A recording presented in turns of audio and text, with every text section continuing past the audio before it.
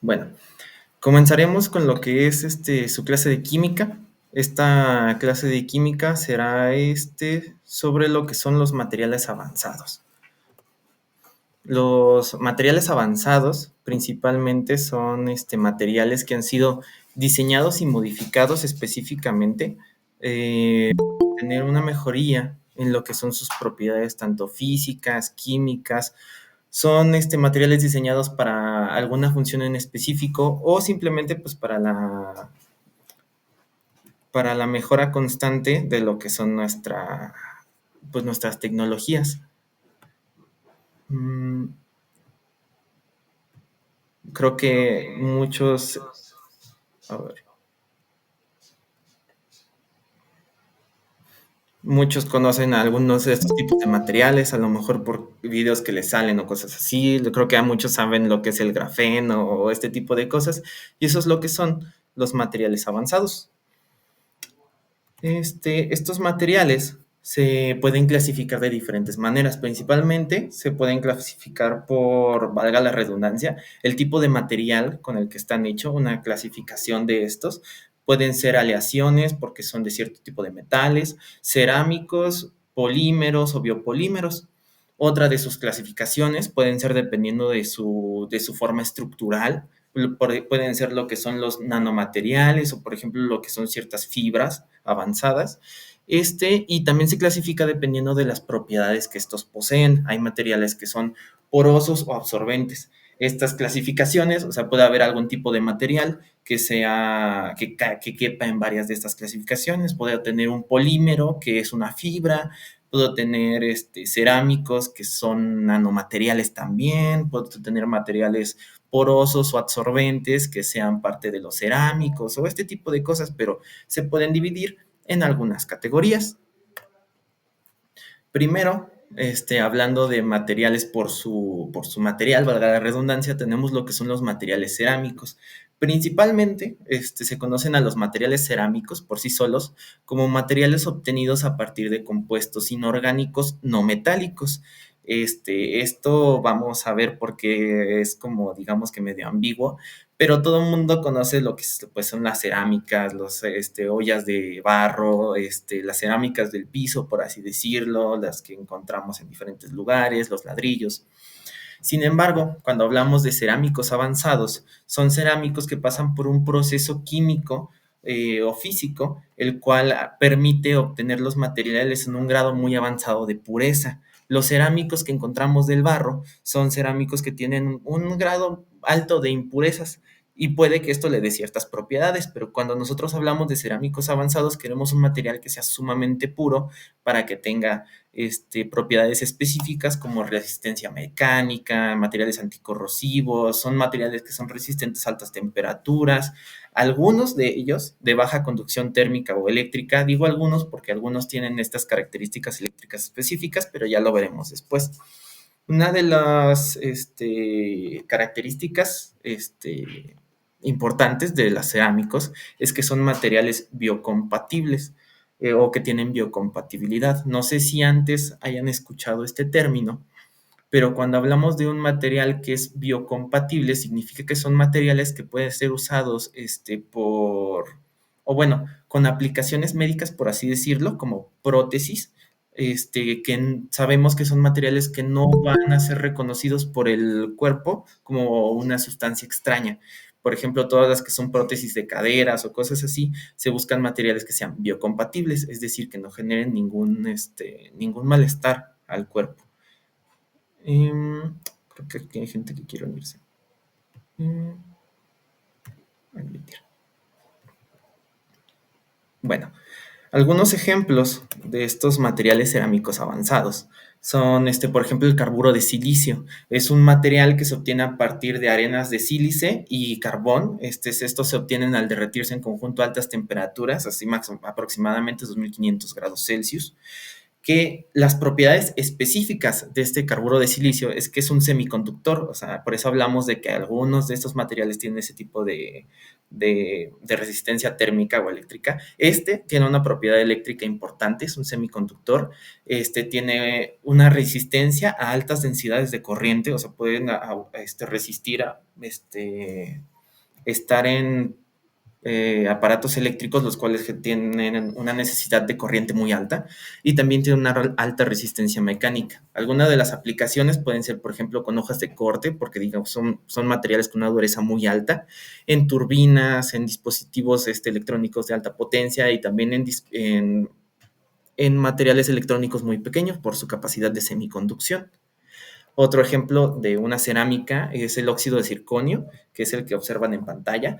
Se obtiene a partir de muchos métodos químicos, como puede ser la hidrólisis por microondas, a partir de procesos térmicos, pero básicamente se obtiene a partir de compuestos orgánicos ricos en circonio.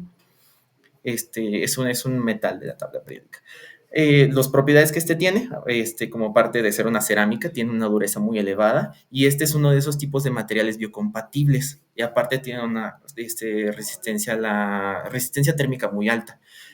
Algunas de estas aplicaciones del óxido de circonio, principalmente lo que aquí se muestra en pantalla, que son como implantes dentales, por eso tenemos esa biocompatibilidad de la que hablamos, y también se usa para otro tipo de prótesis, más como prótesis de cadera, o también para utilizarlo como revestimientos en algunos equipos que requieren de resistencia a los golpes, resistencia mecánica. Otros de estos materiales son los polímeros o los biopolímeros. Un polímero, creo que también escuchado hablar mucho de esto, pero un polímero básicamente es una estructura en cadena de unas estructuras más pequeñas llamadas monómeros. Un polímero es una cadena de monómeros.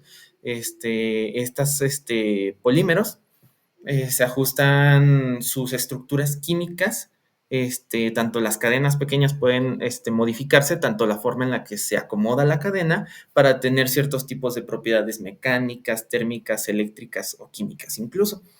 Cuando nosotros escuchamos de un polímero o pensamos en un polímero, normalmente pensamos en una cadenita así, lineal, como siempre, toda la vida.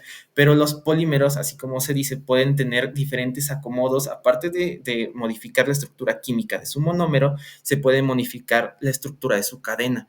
Podemos tener polímeros con ramas, como se observan aquí, polímeros que están unidos a través de cadenas e incluso polímeros que están unidos como redes, que no tienen un acomodo que parece más aleatorio que geométrico, pero de todas maneras tienen un tipo de acomodo específico para sus propiedades y sus usos que se necesitan. Algunos de estos polímeros que conocemos de toda la vida, por ejemplo, es el polietileno. Digo, todos los tenemos en nuestra vida diaria, lo vemos en las bolsas del súper, en rollos de plásticos, en los empaques que tenemos. Digo, el PET es el polietileno.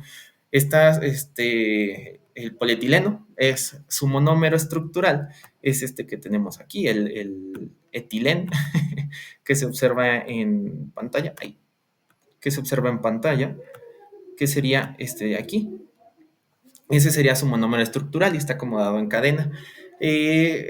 Sus propiedades que tiene es que es un material muy inerte, es decir, no reacciona con productos químicos, por eso lo encontramos en muchos envases de muchas cosas, por ejemplo, de materiales de limpieza y así. Es flexible, es elástico, es resistente a impactos, a corrosión e incluso resiste ácidos, por eso también lo encontramos, pues sí, en material de limpieza. Otro de los polímeros que encontramos en la vida es el policarbonato, cuyo monómero pues es también el que tenemos aquí en pantalla. El policarbonato es un material moldeable, resistente a impactos, es transparente, es un aislante eléctrico importante y también es termorresistente, resiste sin cambiar su estructura ni o sea, resiste la temperatura muy bien, ¿no? Por eso lo encontramos como material de construcción. Sin embargo, el policarbonato también se usa en componentes electrónicos, por ejemplo, en las pantallas de celulares o en algunas carcasas de estos mismos, por lo que los polímeros tienen muchas aplicaciones, por así decirlo. Esos son polímeros que encontramos en la vida diaria, pero sin embargo los polímeros pueden tener muchas aplicaciones, más allá de lo que nosotros pensamos. Por ejemplo, los polímeros en aplicaciones médicas.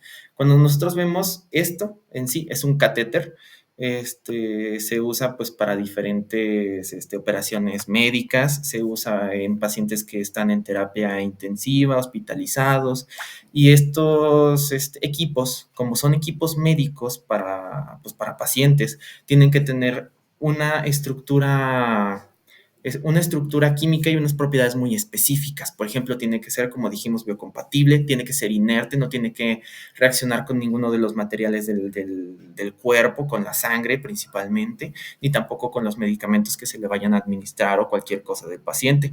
Tiene que tener ciertas características, antisépticas, por ejemplo, y por eso hay diferentes polímeros que están, que se necesitan para elaboración, para la elaboración de este tipo de materiales. Por ejemplo, para la elaboración de catéteres tenemos lo que es el poliuretano termoplástico o TPU, también se le conoce.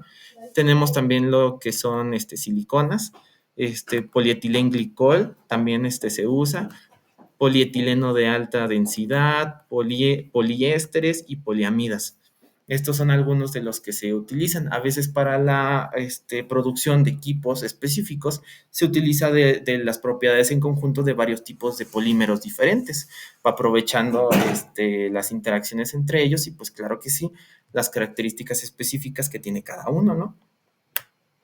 Otras de los usos que se le pueden obtener a los polímeros, por ejemplo, en prótesis de caderas, como podemos ver aquí en esta parte de la prótesis, se usa polietileno, como podemos ver aquí.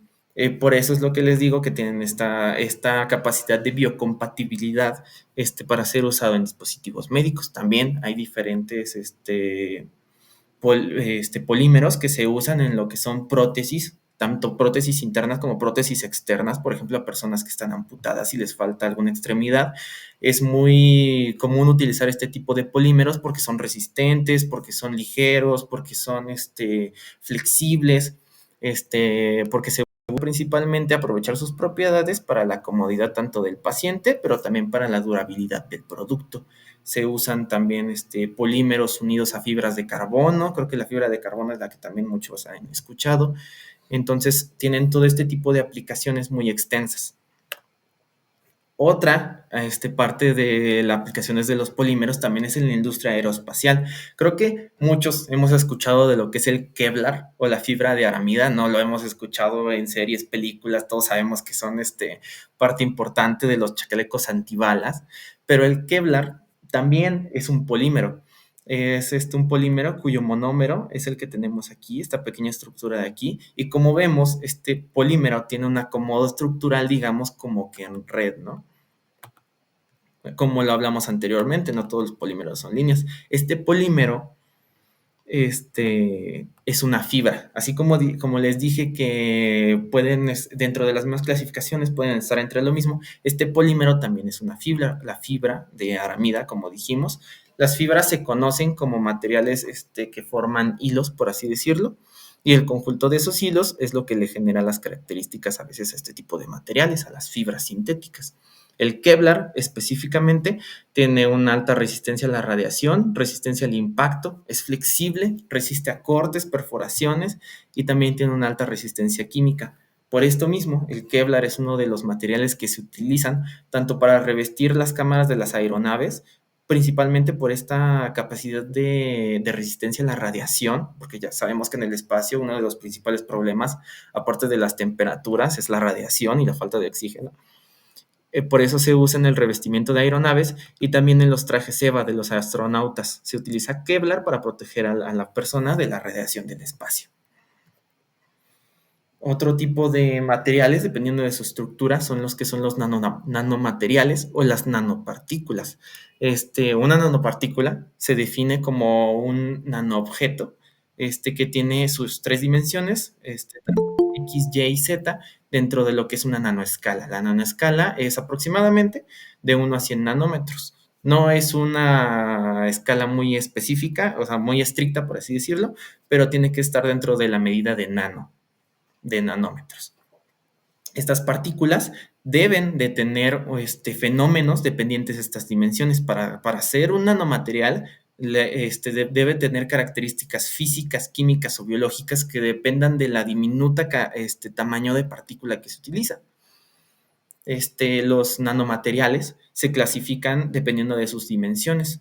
Los nanomateriales de dimensión cero son lo que son simplemente las nanopartículas, nanocristales o nanoclúster, una partícula que tiene, digamos, por así decirlo, cero dimensiones, un punto. Un nanomaterial de una dimensión se conoce como nanotubos o nanohilos, que es nanopartículas acomodados, pues así como su nombre lo dice, en tubos, en filamentos.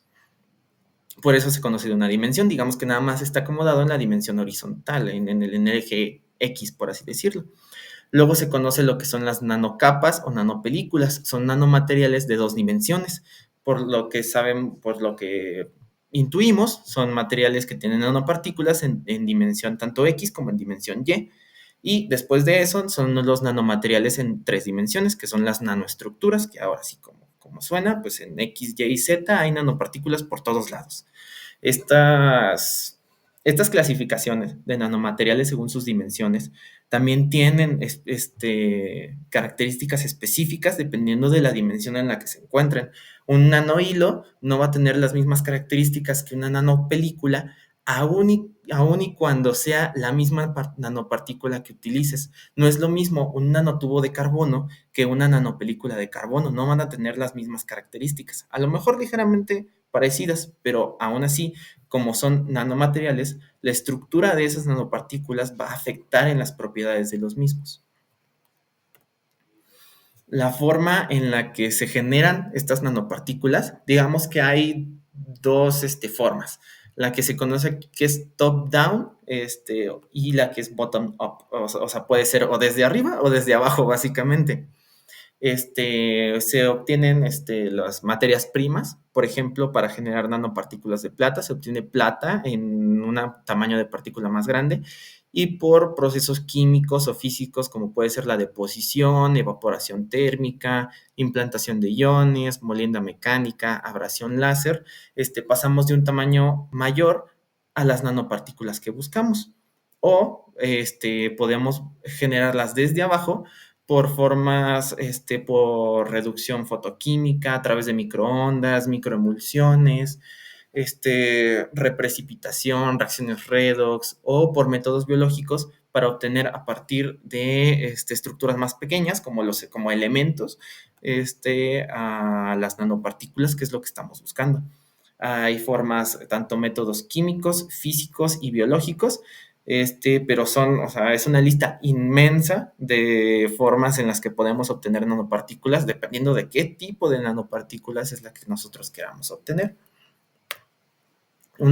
Diferentes aplicaciones de las nanopartículas, como ya les dije, pueden ser las nanopartículas de plata, que principalmente tienen lo que son aplicaciones médicas, como por ejemplo, estas nanopartículas tienen propiedades como antimicrobianos, o sea, para combatir a las bacterias.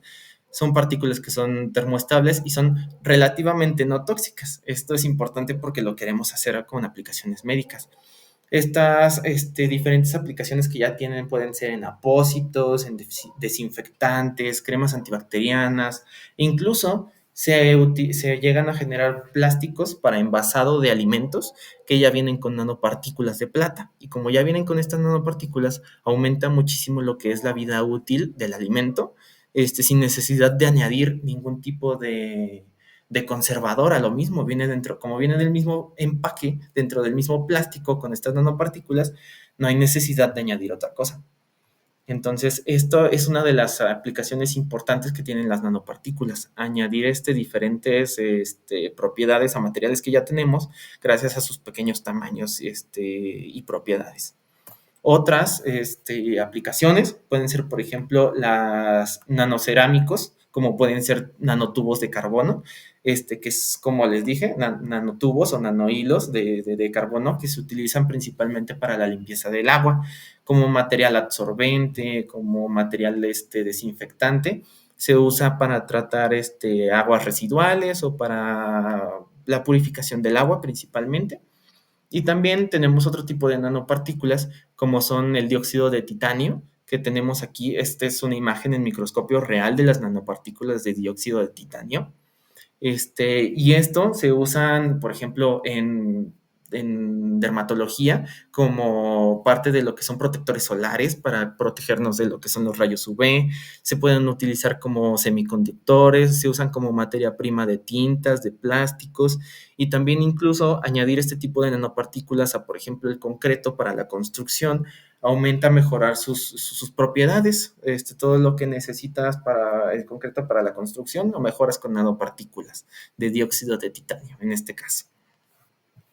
Entonces, dentro de eso hay muchísimas otras cosas más. Si empezamos a enumerar todas las nanopartículas y todas las propiedades y usos que tienen, la verdad es que no acabaríamos nunca, pero estos son algunos de los ejemplos de cosas que podemos encontrar.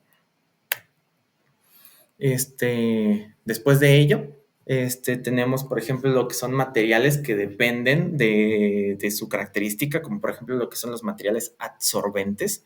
Es importante porque adsorción no es lo mismo que absorción. Nosotros cuando, por ejemplo, tenemos una esponja, estamos lavando los trastes, sabemos que la esponja absorbe agua, porque dentro de la esponja, dentro de la estructura de la esponja, se llena de agua, por así decirlo, ¿no?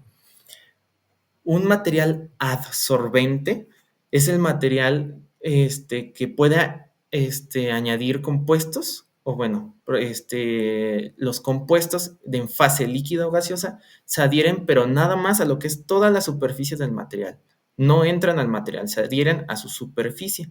Creo que uno de los ejemplos de este tipo de materiales que conocemos son el carbón activado. Lo hemos escuchado en mil lados y seguramente algunos de ustedes lo tienen en su casa, pero el carbón activado es un material absorbente y gracias a estas propiedades de adsorbancia, pues conocemos que el carbón activado sirve como para desintoxicación de diferentes cosas. Por ejemplo, creo que algunos saben que el carbón activado se lo podemos dar a nuestros perritos cuando estos son envenenados, porque estas propiedades de absorción absorben todo lo que son las toxinas, se quedan aquí y estas impiden que dañen a nuestro perrito, por así decirlo, y las elimina mucho más fácilmente, sin ningún daño a nuestro animal. Estos materiales absorbentes pues tienen esta propiedad debido a su estructura, a su estructura química, ¿no? Por así decirlo. Son estructuras que se conocen como microporosas, es decir, que dentro de su acomodo molecular tienen poros, tienen huecos, tienen espacios en donde las partículas pueden quedar pegadas en la superficie. Por ejemplo, en este caso aquí podemos ver que lo que se llama zeolita, que es un tipo de mineral, tiene estos pequeños huecos, muy pequeños aquí, por todos lados. Luego, por ejemplo, lo que es la sílice tiene huecos muchísimo más grandes que se representan mejor de este lado. Estos huecos generan espacios en donde todas las partículas de toxinas o de lo que queramos se van a absorber aquí, se van a quedar atoradas entre este espacio. O por ejemplo, en los huecos grandes de la sílice se meten en los huecos, en las estructuras que hay aquí, y en estas partes pues es donde se quedan los materiales absorbidos. Algunos de estos materiales, como conocemos, ya dijimos que es el carbón activado, la sílice, las zeolitas, que serían este tipo de minerales, alúmina, o que tenemos aquí, que es otro material cerámico avanzado, que es la alúmina. Este tipo de materiales absorbentes, por así decirlo, pues son utilizados principalmente para lo que es el tratamiento de aguas residuales, como ya dijimos. También tienen sus aplicaciones médicas como desintoxicantes y pueden funcionar como catalizadores en ciertos tipos de reacciones, entre muchas otras aplicaciones que se pueden tener. Los materiales también se pueden usar, por ejemplo, para la agricultura, como algunos tipos de abono que necesitan de mantener gases, por así decirlo, entre millones e infinitésimas aplicaciones que pueden tener este tipo de materiales. Por lo pronto, esto sería, fue un tema cortito, lo que son los materiales avanzados. Bueno, puede ser muy extenso, pero no quería empezar a enlistarle 20 materiales y 20 cosas y no sé qué. Más que nada, porque lo importante es que ustedes entiendan, cómo se fabrica, o bueno, de dónde sale la fabricación de este tipo de materiales, las clasificaciones de estos, cómo cada uno, dependiendo de sus, propiedades, tiene para diferentes, aplicaciones. No sé si a algunos de ustedes les quedará alguna duda, algún comentario, alguna cosa que quisieran ver un poco más, o algo por el estilo. ¿Se podría regresar unas diapositivas atrás? Sí, claro. ¿A cuál, necesitas? A ver, lo voy diciendo. Ujú. Otra, otra, otra, otra, otra, otra, otra, otra. Es que me quedó una duda en casi lo primero que A ver, a ver. vamos a ver. Creo que ahí, en la siguiente. Aquí. Ahí, sí. Este, en, en esa, en las propiedades, qué sería un semiconductor? Ah, ok, sí. Un semiconductor se conoce como un material que, aunque suene raro por su nombre, como lo dice, no es un conductor completo ni un conductor incompleto, por así decirlo. Por ejemplo, sabemos que el oro es uno de los metales que mejor conduce electricidad, la conduce así completamente. Y sabemos que el hule, por así decirlo, es un material que no conduce prácticamente nada a la electricidad. Digamos que los semiconductores tienen esta, característica a la mitad, en la que solamente conducen la electricidad en ciertas condiciones específicas.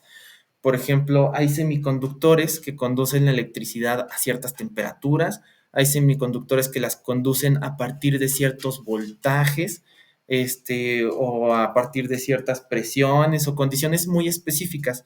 Por eso son muy utilizados en lo que son en lo que es, pues la tecnología moderna, en lo que son todos los chips, las placas de las computadoras, todos estos pedacitos pequeños de tecnología que vemos, al microscopio, requieren de estos semiconductores para funcionar de esa manera tan específica que la necesitamos. No sé si te quedó un poquito más claro. Sí, sí, sí, gracias. Ujú. Bueno, ¿alguien más tiene alguna otra duda?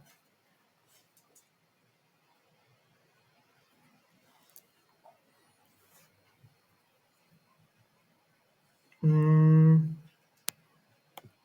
Bueno, parece que por ahora está bien. Si tienen, alguna duda de alguna de sus clases o cualquier cosa, sin problema pueden, llegar a mandar un mensaje por ahí para que que lo chequemos en alguna clase o así.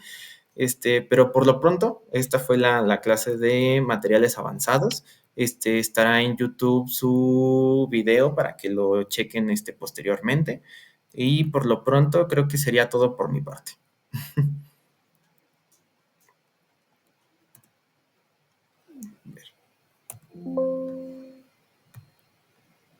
Ahí está. Bueno, muchas gracias a ustedes y pues que tengan un buen día de lo que les queda del día.